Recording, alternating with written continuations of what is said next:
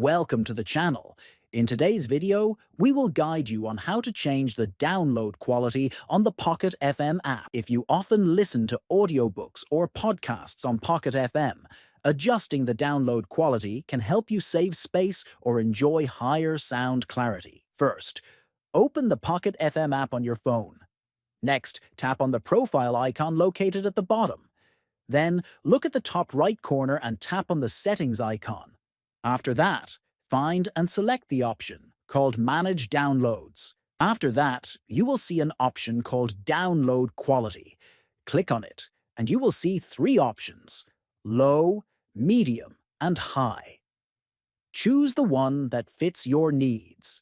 Low will save storage space, Medium is balanced, and High provides the best audio quality.